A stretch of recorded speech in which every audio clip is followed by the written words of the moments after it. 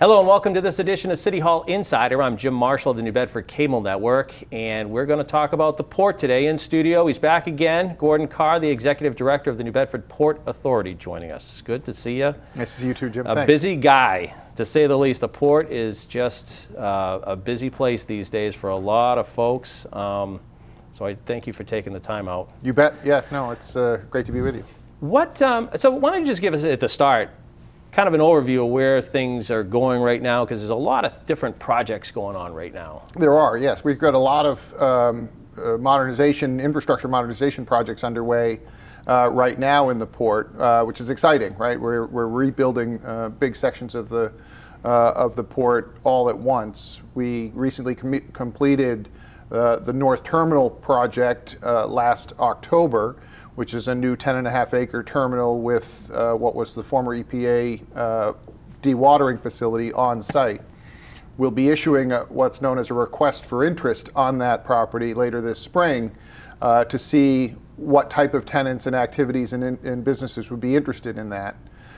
So we're very excited about activating that. North Terminal 2, which is a smaller facility just to the north of that, is currently under construction and will be completed sometime in April or May, we think, of this year. So that'll be new maritime infrastructure. And then the one we're most excited about is the reconstruction of Leonard's Wharf, one of the most important commercial fishing piers in the harbor that's well past its useful life. And we were very fortunate to receive a federal grant in 2023 to completely reconstruct and extend that wharf, which will we'll extend it by 150 feet, which is 300 feet of very valuable, needed berthing space for our commercial fishing fleet. That project will get under construction in the next month or two as well, so that's very exciting. Do you see a lot of, I mean, obviously when you talk about the port, I hate to say it this way because I don't know the other word to use, it's a niche. I mean, it's not everybody has this. Is there a lot of interest outside of New Bedford from businesses and entities that want to have some sort of fingers in the port? Yeah, we're seeing a lot of that, and some of it is from work that we've been doing, and it's also work that some of the private entities in port that have been redeveloping former industrial sites, the former power plant that New Bedford Foss is rebuilding, and they're going to be seeking customers as well, and the former Revere copper site that the Quinn family has been redeveloping. Those are all opportunities for new businesses to come in, whether that's break bulk cargo or other services. We're also seeing a great deal of interest from the marine technology, the early stage companies, the folks that are trying to figuring out subsea technologies or autonomous vessels, looking for places to test and do work on the water. And we have that, and we have all of the ancillary businesses that they might need, fabrication facilities and things of that nature. The whole ecosystem of the port can get deployed for a whole range of industries. It has been the core for commercial fishing for centuries and continues to be so, but it also has opportunities in a bunch of other industries.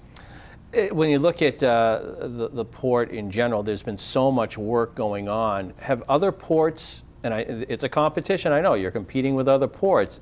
How do you stack up with all the infrastructure improvements that have been going on versus, for lack of a better word, your competitors? Yeah. So there's a cliche that gets old but is quite true in the port world, which is if you see one port, you've seen one port, right? There is no, oh, you're just like that or just like that, right? The Port of Fall River is now in a very different place from the Port of New Bedford. I collaborate quite a bit with my colleague in the Port of Davisville at Quonset Point in Rhode Island.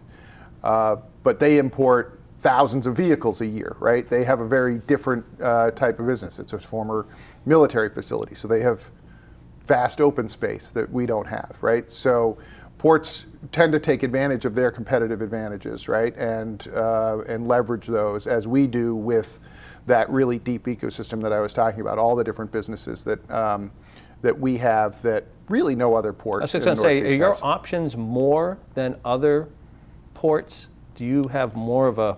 They're different, right? Yeah. If you need 40 acres to park cars, we're not your place, right? But if you need a place that has direct access to the water, that has hotels and restaurants and all of this sort of shoreside needs a business might have, convening space, things of that nature, that's where we can really compete.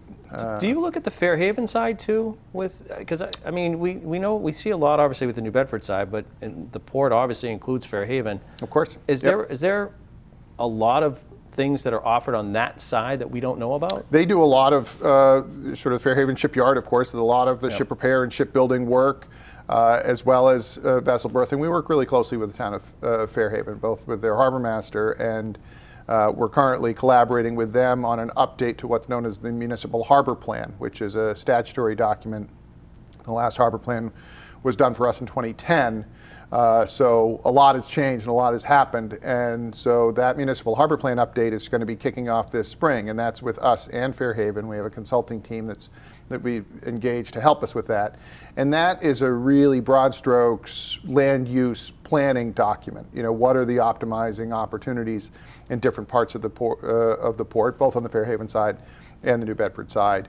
It will address issues like resiliency, and it's kind of interesting to look at that 2010 plan. I was thinking, as you said that, 2010 is not that long ago, but I guess in your world, it's a lifetime ago when you think about it. But I mean, there hadn't been much before 2010 anyway. That's right. But issues like resiliency and adaptation to sea level rise, things of that nature, don't really show up in the 2010 plan. It wasn't really a thing as much back then as it is now when we're looking at it. And all of those factors are now worked into all of those construction projects that I talked about. We take those into consideration. I know State Pier is the work is going on. How important is, whenever it starts, when the paperwork is done, how important is an improved State Pier to the port? Well, it's critical. It's a really significant piece of maritime infrastructure in the harbor. And it's been underutilized for the last several years. And we're not a place that can really easily accept that lack of utilization for a facility as important as that. I think there's some exciting ideas that have been presented that Mass Development is working through. We look forward to working with them as that advances. Do you like the mixed use sort of generalization of it? Absolutely. I think there's a great opportunity, and there's a real benefit for the general public coming down to see the working waterfront, right? To see the commercial fishing vessels or the cargo vessels or the cruise ships up close. It helps us to preserve that activity when people really understand what goes into it. So I think that mix can be managed and can be managed effectively at State Pier and really throughout the waterfront. I saw you obviously at the unveiling or opening of the commuter rail service, which has started now in New Bedford for the first time in 65 plus years. Right, yep. I'm curious because maybe people wouldn't think about it, but obviously it's right in your backyard. Yes. How does commuter rail translate to the pier? Because obviously you're thinking of what impact that has. Sure, absolutely. It's now a connection, a one-seat connection from downtown Boston and everywhere in between to New Bedford. It's a tremendous opportunity for people to come and visit and to see the city and to understand the city easily. You don't have to worry about parking, all of that kind of thing. And because that New Bedford station is so close to the waterfront, and we need to understand that people certainly in Boston are prepared to walk several blocks, to go see something. It's really not that far. And we think that's going to be great for the downtown, for the historic park, and for the waterfront. And we also work quite closely with the C Streak Ferry Service, as you know, that serves Martha's Vineyard and Nantucket. I think they're excited about passengers possibly taking the train from Boston and then the ferry to the islands and avoiding Cape traffic and the bridges and all of that kind of thing. So, and those people come and they have lunch and they shop and they do all those things before and after their trips. So we're very excited about the access that South Coast Rail offers. I'm curious, when you talk transportation, you're the big picture. You've got commuter rail, you've got obviously the port, you've got an airport that's really not far away. From your standpoint, how do they link together? Because I would assume that not every port has that sort No, of that's right. infrastructure, and I would assume that's an asset. It's a huge asset, right? Exactly. That's one of those competitive advantages when you look at that. Now with the rail access, with the proximity to the interstate highway system right there, the airport, as you mentioned, and the ferry service and the freight activity, having all of those in a really concentrated area in close proximity is a real differentiator for the port in New Bedford, and I mean for the city broadly, but especially for the port and its activity. You've been here for a while now. Do you, hate to say it, but you have been now. I'll take it. Yeah. Do you, and I know when you start, I mean, I remember talking to you when you start, you're trying to get, you have experience, but you're trying to get your feet wet as far as this area. From the time you started now, how do you think, you've got a vision now, how do you think it's going from what you want to implement? Well, it still feels early to me, but thank you. You know, there's a lot of history in this port. It's still a learning curve for me. I'm still trying to understand some elements of it. I think we've developed a very good relationship with the commercial fishing industry, with the fleet and the members of that, working with them, advocating on issues from the effects of the offshore wind industry to the regulations and how it's being managed with the Fisheries Management Council. I'm very pleased about that. I think that's really one of our most important jobs. Seeing the infrastructure improvements, which I will confess I inherited, right? A lot of work went in from the team at the Port Authority that put all those things in place. But it's just, it's really at a blazing speed, everything going. I mean, your head's spinning. It's a happiness problem, as they say, right? It's all happening at once, which is great. And it does create some challenges, right, as we're displacing fishing vessels to reconstruct that wharf. As it happened, that north terminal that I mentioned that we just completed is a helpful displacement berthing space for those vessels. So it's a bit of musical chairs while we're doing these projects.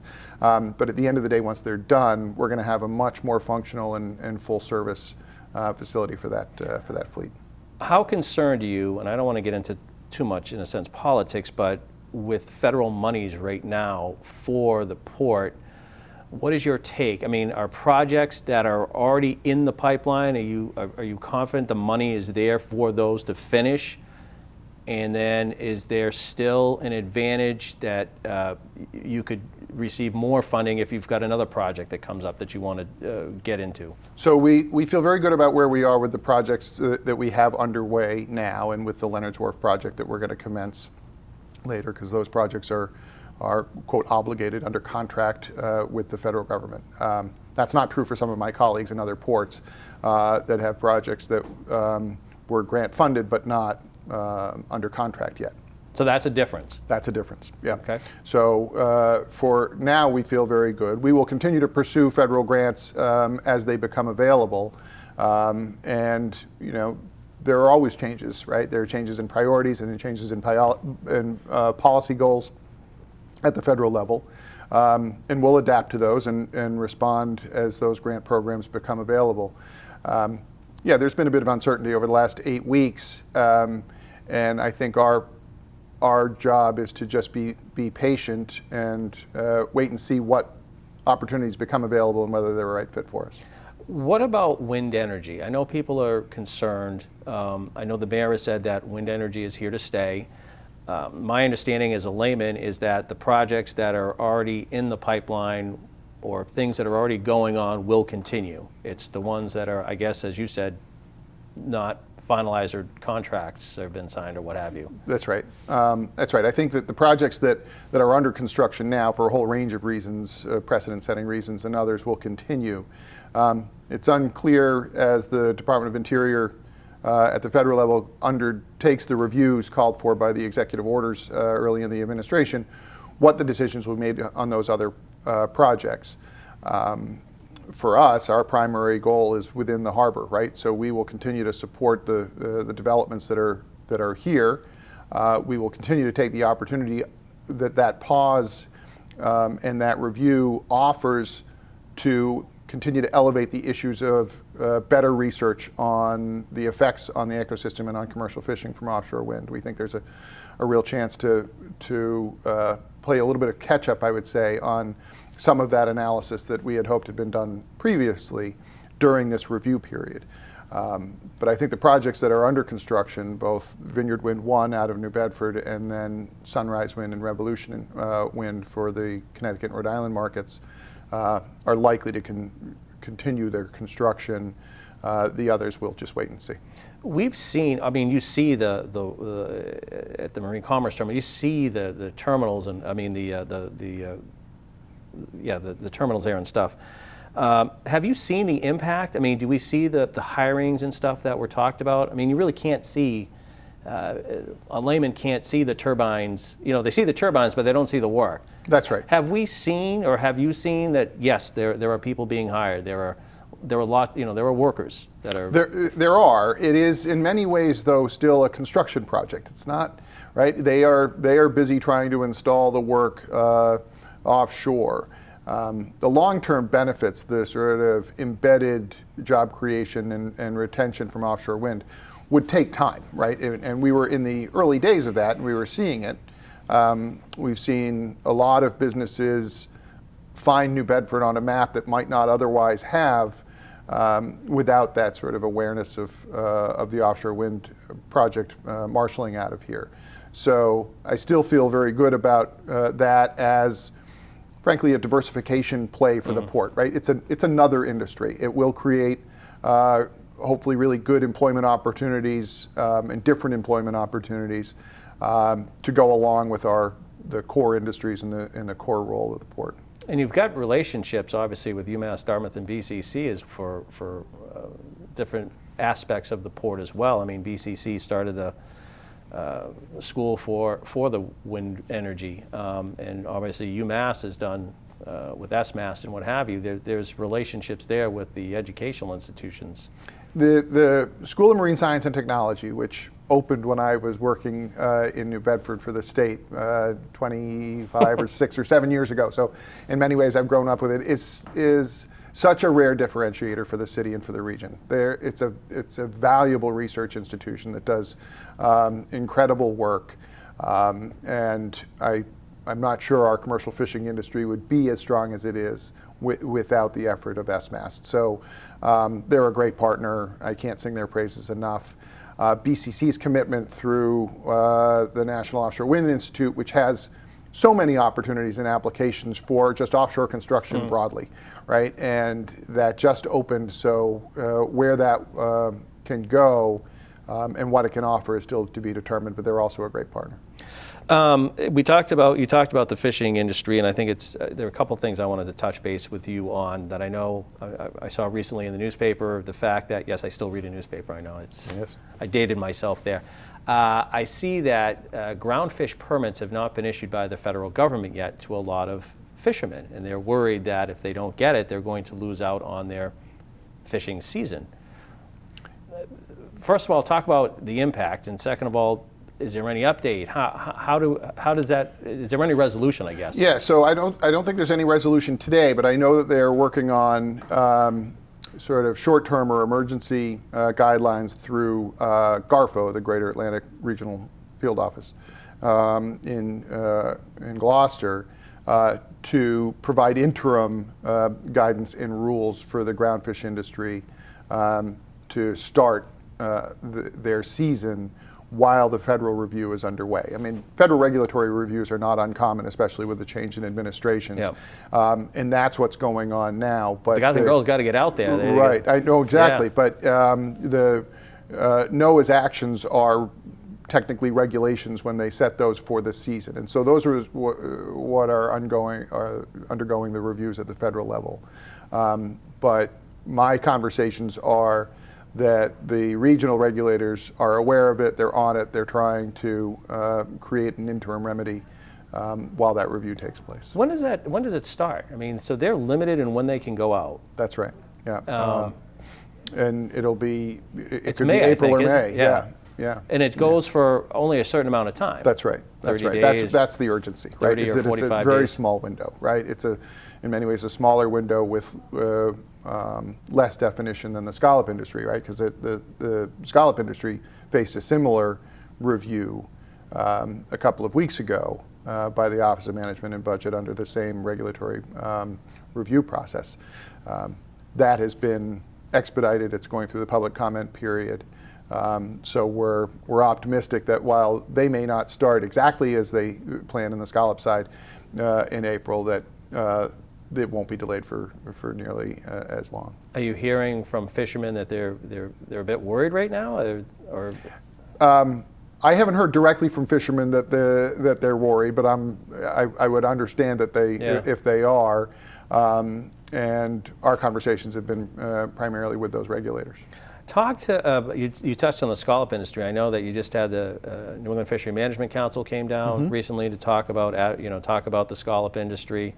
The mayor has advocated for the scallop industry. So there's a lot in the scallop industry, certainly, is impactful as far as making this the most valuable port in America. Talk to us a little bit about the issue that the mayor and we're trying to address and its impact. Yeah, so the New England Fisheries Management Council has started a process to develop a 3 to 5 year strategic plan for the scallop industry. As I understand it, that's something that the industry has been asking for a very long time, so that's very good news. And as you said, they came down for a workshop, which was very well attended, really trying to hear from the industry what could be done differently. Nobody knows that fishery better than those scallopers themselves, right? They see it. So issues with the way the rotational management process has gone and where they fish and when, and should that be revisited? Different fishing practices, right? Are there different ways? Because the scallop catch is cyclical, right? And sometimes 2018, 2019, that era were very good years. We're now in some down years from a catch perspective. Is that just the cycle? Is that the effect of some change in ocean acidification or more predator activity that is putting downward pressure on the number of available scallops? That's what I think everybody really wants to know, and I'm really pleased that they're actually going to the experts on the water to get their input. It's opening some areas too, though, right? Limiting, the areas that are out there. Well, we and the mayor, as you know, we're advocating very strongly for opening an area known as the Northern Edge, which has been close to scalloping for a couple of decades, but is widely understood to be a pretty fruitful area for that.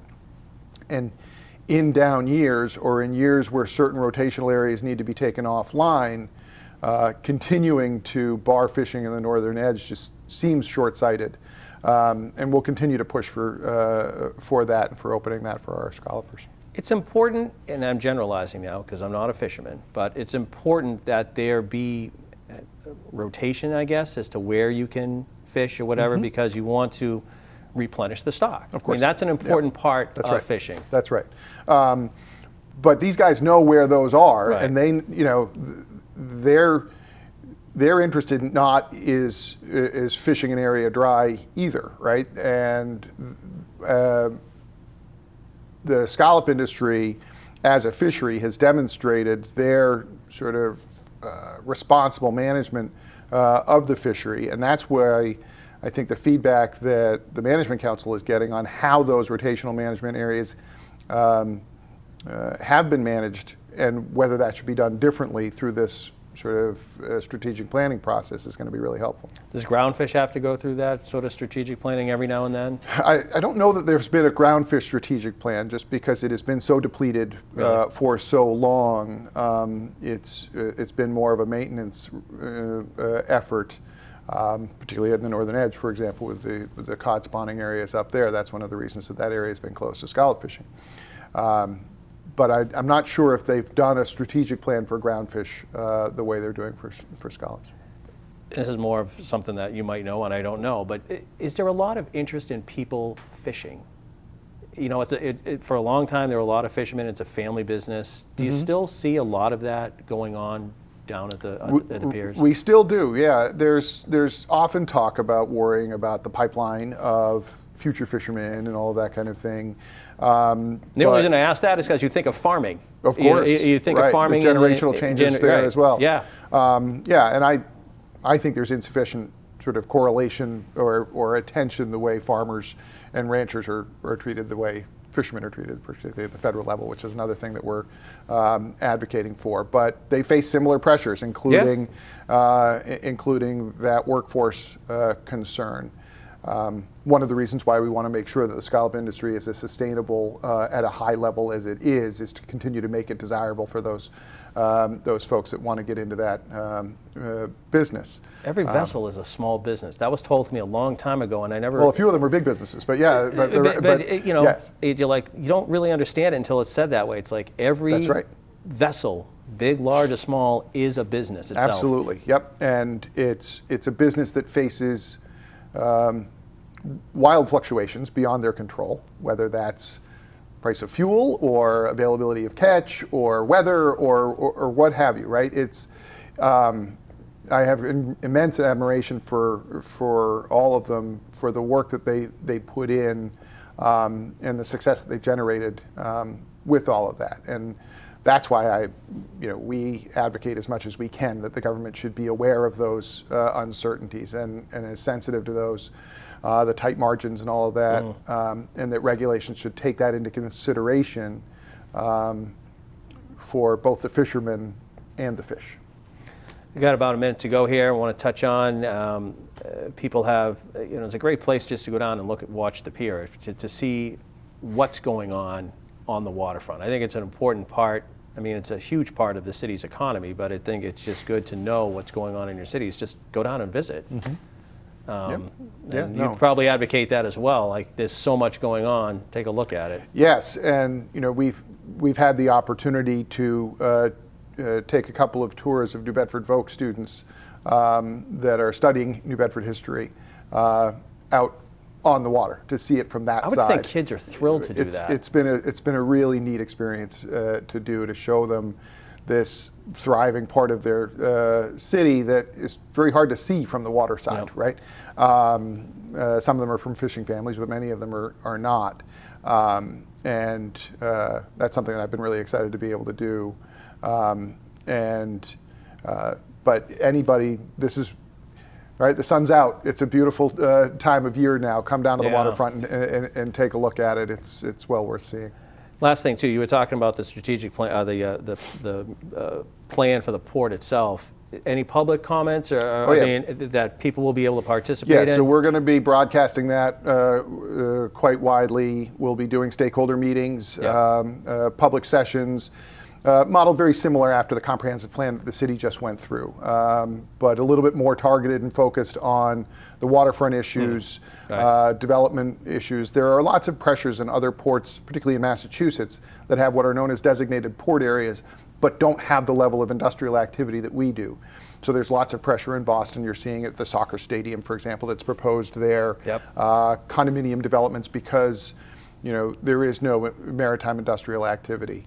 We're fortunate because of the fishing industry that we have a thriving maritime industrial area, but we got to work to preserve that, right? And that's what the point of the municipal harbor plan is. It's good seeing you. You as well. Lots going on. We'll talk soon, I'm sure. I'll come back anytime. Thanks. That's going to do it for this edition of City Hall Insider. I'm Jim Marshall of the New Bedford Cable Network. Thanks for watching. We'll talk to you again soon.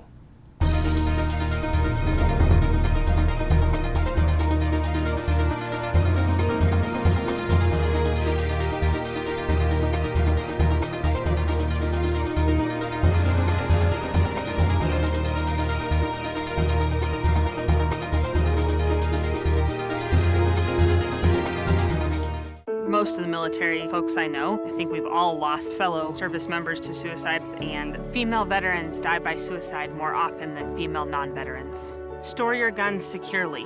Help stop suicide. Service never stops.